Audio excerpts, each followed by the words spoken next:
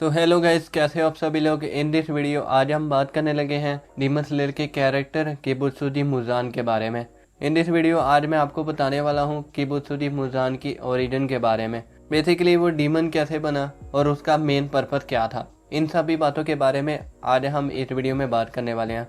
इससे पहले कि इंट्रो कुछ ज़्यादा लंबा हो जाए तो स्पॉइलर वार्निंग के साथ उठा लो अपने अपने हेडफोन्स और इसी के साथ आप वीडियो को स्टार्ट करते हैं। तो कहानी स्टार्ट होती है आज से हजारों सालों पहले, जब उस वक्त हायन एरा का दौर था। तो मुज़ान के बर्थ होने से पहले अपने ही माँ के पेट में उसकी कई बार हार्ट बीट रुक चुके थे। डिलीवरी के बाद जब मुज़ान दुनिया में आया वो काफ़ी वीक पर्सन था। उसकी ना तो धड़कनें चल रही थी और ना ही उसकी सांसें। लोगों को लगा शायद मुज़ान मर चुका है और इसी वजह से मुज़ान को दफनाने ले जाया गया।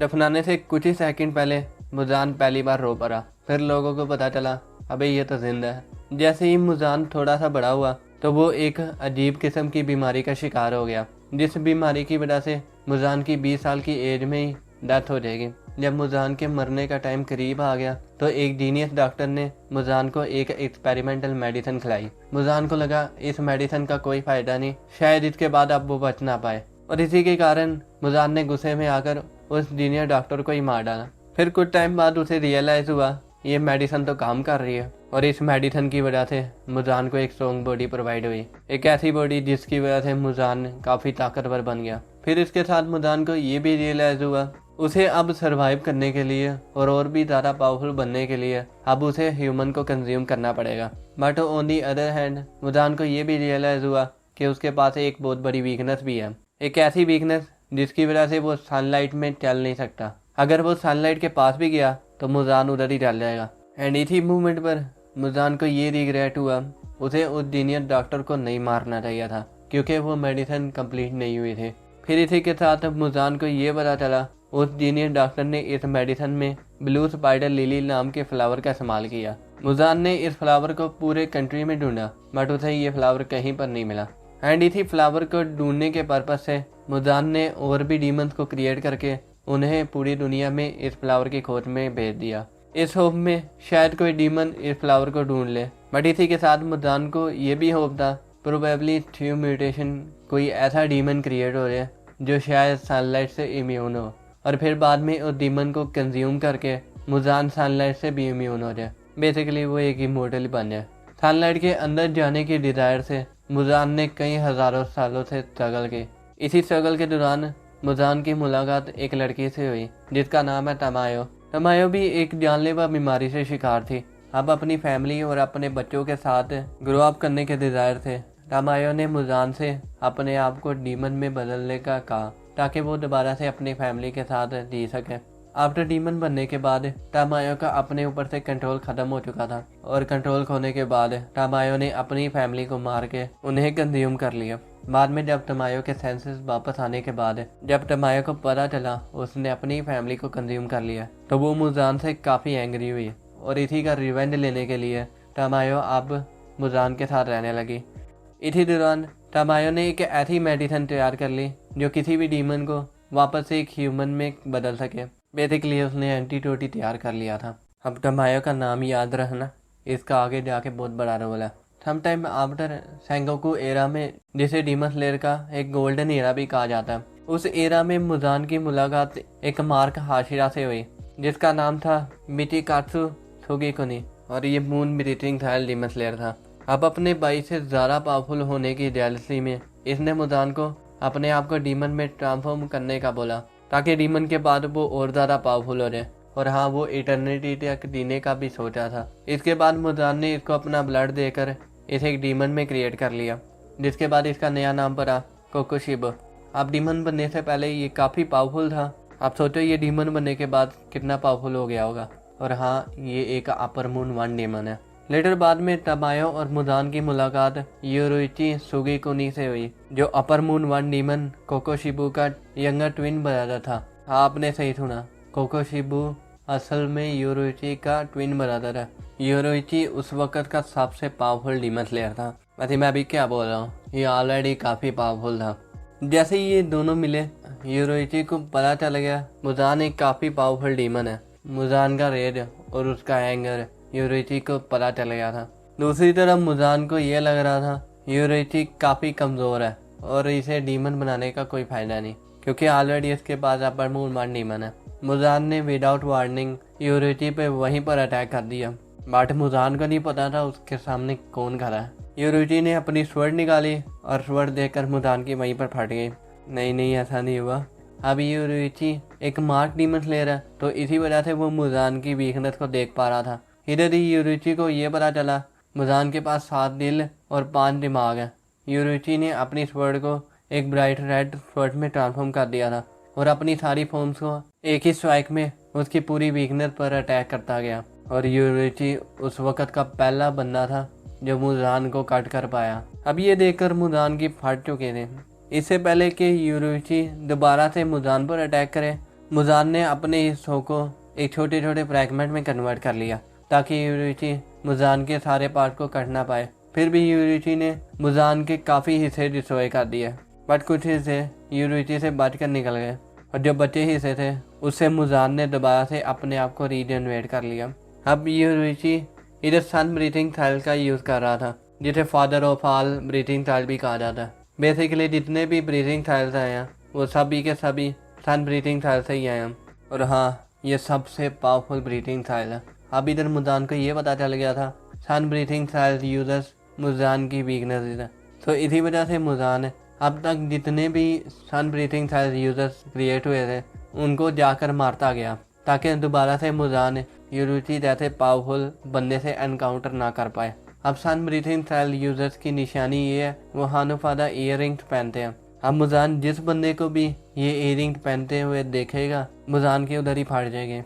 अब समझ आइए क्यों मुजान ने जाकर तांजो की फैमिली को वहीं पर किल कर दिया था, क्योंकि उसे डर था कोई सन ब्रीथिंग यूजर दोबारा से पैदा ना हो जाए। बेसिकली उसे मरने से डर लगता है। अब मुजान की किस्मत खराब थी, उस वक्त तांजो घर में नहीं था। अब एक छोटी सी मिस्टेक मुजान को कितने बड़े खतरे में ले आई है। अब तांजो के बाद हानुफादा ईयरिंग्स और उसके पास सन ब्रीथिंग स्टाइल जो वो कहाँ से आया, इस पे फिर कभी बात करेंगे, ये लकी टॉपिक है। अब तुमने देखा होगा मुजान खुद जाकर हाशियात को नहीं मारता, क्योंकि उसके अंदर अभी भी यूरिची का डर है। अब हाशियात को ख़त्म करने के लिए मुजान ने 12 डीमन मून की फॉर्मेशन की, जिसमें 6 अपर मून थे और 6 लोअर मून डीमंस। एक तो पर्पस था वो स्पाइडर लिली फ्लावर को ढूंढे, और दूसरा पर्पस ये भी था वो सभी डीमन स्लेयर को मारना चाहता था।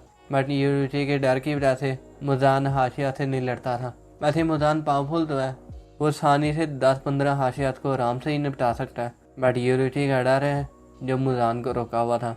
अब वीडियो कुछ अलग ही डायरेक्शन पर जा रही है, वहाँ पर ट्रैक पर आते हैं। जैसे कि मैं ऑलरेडी बता चुका हूँ, मुजान ये भी होप कर रहा था शायद म्यूटेशन के ज़रिए कोई ऐसा डीमन क्रिएट हो जाए जो शायद प्रोबेबली अब आफ्टर स्वर्डस्मिथ विलेज आर्क के बाद है। मुजान को ये पता चला उसने एक ऐसी डीमन क्रिएट कर ली है जो सनलाइट से इम्यून है, और तुम्हें पता है वो डीमन कौन है? तांजो की सिस्टर है नेज़ुको। अब मुजान इस चांस को ऐसे थोड़ी ना जाने देगा, तो इसी वजह से मुजान और दूसरे डीमन हाशियात के दरमियान एक जंग छिड़ गई, जिसमें हाशियात के अलावा और भी दूसरे डीमन प्लेयर थे, और इधर मुजान के साथ साथ अपर मून डीमंस भी इंक्लूड थे। अब बारी बारी मैं इनकी फाइट तो नहीं बता सकता, वीडियो 1 घंटे से ज़्यादा लंबी हो जानी है, इस पर फिर कभी बात करेंगे। बेसिकली डीमन वर्सेस हाशिया से हुए हैं। इधर कई हाशियास ने एक ही टाइम पे मुजान के साथ फाइट की थी, और इस बैटल में कई हाशियास मारे भी गए थे। आगे इधर बड़ी चालाकी से ताबायो ने जो एंटीडोट बनाया था, एक हिसाब से मुजान के लिए पॉइजन ही था, वो उसके अंदर इंजेक्ट कर दिया। अब इस पॉइजन की 4 प्रॉपर्टीज थी, जिसे मैं बारी बारी बताता हूँ। पहली प्रॉपर्टी ये थी, इस पॉइजन को लेने के बाद कोई भी डीमन दोबारा से ह्यूमन बन जाएगा, बट ये मुजान के अगेंस्ट काम नहीं किए। आई मीन थोड़ा सा काम किया था बट प्रॉपरली नहीं। दूसरी प्रॉपर्टी ये थी, ये पॉइजन आहिस्ता आहिस्ता मुजान को एड कर रहा था, मीन्स एक ही मिनट में लगभग मुजान के लिए 50 साल के इक्वल थे, तो इसी वजह से मुजान काफ़ी ओल्ड भी हो रहा था और साथ साथ वीक भी होता जा रहा था। थर्ड प्रॉपर्टी ये थी, ये पॉइजन मुजान को सेल डिवाइड करने से रोक रही थी, और चौथी प्रॉपर्टी ये थी, ये पॉइजन आहिस्ता आहिस्ता मुजान के अपनी सेल को डिस्ट्रॉय करी जा रहा था। तो बेसिकली इस पॉइजन की वजह से मुजान काफ़ी ज़्यादा वीक हो गया था। इसी वीकनेस की वजह से काफ़ी ज़्यादा हाशियास मुजान के अगेंस्ट टिक पाए, आई मीन उसके अगेंस्ट काफ़ी अच्छे तरीके से फाइट की। इस फाइट में मुजान का सर भी गायब हो गया था, बट मुजान ने उसे दोबारा से रीजनरेट कर लिया। इसी फाइट में मुजान दोबारा से अपने रियल फॉर्म में भी आया और इस फॉर्म में हमें यूरुची के दोबारा दिए गए स्कार्स भी दिख रहे थे। देख रहे हो यूरुची कितना पावरफुल डीमन स्लेयर था। का मतलब ये है हज़ारों साल गुजरने के बाद भी यूरुची के दोबारा स्कार्स दिए गए, मुजान उस स्कार्स को दोबारा से हील नहीं कर पाया। ये स्कार्स मुजान का वीकनेस भी बने थे और इधर ही तांजिरो ने अपने सारे 12 फॉर्म्स को यूज किया, जिसकी मदद से उसने 13 फॉर्म को भी अनलॉक किया। बेसिकली काफ़ी लंबी फाइट हुई थी इनके दौरान। अब मैं इस वीडियो में बता तो नहीं सकता, बस समझ लो हाशियात और इनके दरमियान फाइट हुई थी और इधर हाशियात ने मुजान को अच्छे तरीके से संभाला। इस फाइट में जैसे मुजान अपने आप को डिवाइड करके वापस से भागने की भी कोशिश करने लगा, बट हमें पता है तमायो अपना पूरा काम करके गई है और इसी पॉइजन के कारण मुजान के सेल डिवाइड नहीं हो रहे थे। इससे मुजान की हीलिंग इफेक्ट में भी काफ़ी असर पड़ा था क्योंकि वो अपने आप को रीजनरेट ही नहीं कर पा रहा था। सो आगे कुछ बचे हुए हाशियात ने मुजान के ऊपर अटैक करके उसे काफ़ी ज़्यादा और इंजर्ड कर दिया और इसे सनलाइट में लाने के लिए भी अच्छे तरीके से रोके रखा। जैसे ही मुजान सनलाइट के अंदर आने लगा उसकी बॉडी जलने लगी और इधर मुजान जाइंट बॉडी के बॉम्ब में दोबारा से भागने की कोशिश करने लगा, बट हर किसी ने इसे होल्ड करके रखा एंड फाइनली मुजान की बॉडी जल गई और मुजान यहीं पर मर गया। बट मुजान काफ़ी स्मार्ट था। मरने के दौरान मुजान के पास सबसे करीब तांजियो था, तो मुजान ने अपना सारा ब्लड तांजियो में इंजेक्ट कर दिया और उसे एक डीमन बना दिया। तो तांजियो डीमन बनने के बाद उसने हर किसी पर अटैक करना शुरू कर दिया और इधर ही तांजियो के कई दोस्तों ने इसे रोकने की भी कोशिश की। अब हमें पता है नेज़ुको सनलाइट से इम्यून थी, तो तांजियो भी इम्यून ही होगा। अब इधर नेज़ुको तमायो के दिए गए मेडिसिन की मदद से वो दोबारा से ह्यूमन बन गए थे और वो तांजियो के पास आई और उसे हाक करने लगी। तांजियो ने इधर नेज़ुको पर भी अटैक किया, बट अपनी सिस्टर के प्यार में तांजियो ने अपने आप को रोके रखा और एट दिस पॉइंट कानाओ आई और तांजियो को इंजेक्ट किया। क्या इंजेक्ट किया? बेसिकली वही मेडिसिन जिससे डीमन दोबारा से ह्यूमन बन जाए और फिर इसके बाद तांजियो भी ह्यूमन बन गया एंड फाइनली इसके बाद डीमंस भी गए और मुजान भी गया। बट अगर तांजियो डीमन से ह्यूमन ना बनता तो तांजियो मुजान से भी ज़्यादा पावरफुल डीमन किंग बनता।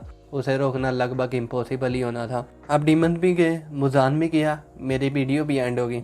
मुझे पता है इसमें कुछ फाइट्स मैंने थोड़ी मिस कर दी हैं, वीडियो को शॉर्ट ही रखना था। वैसे अगर आपको किसी की भी फाइट देखनी है तो मुझे कमेंट में बता सकते हो और इसके अलावा अगर किसी की भी बैक स्टोरी देखनी है वो भी मुझे कमेंट में बता सकते हो। सो आप वीडियो को यहीं पर ख़त्म करते हैं। अगर आपको थोड़ी सी भी वीडियो अच्छी लगी है तो सब्सक्राइब कर सकते हो और अगर नहीं तो फिर भी सब्सक्राइब कर सकते हो। अब मैं आप लोगों से मिलूँगा अगली वीडियो में, तब तक के लिए टेक केयर, बाय बाय।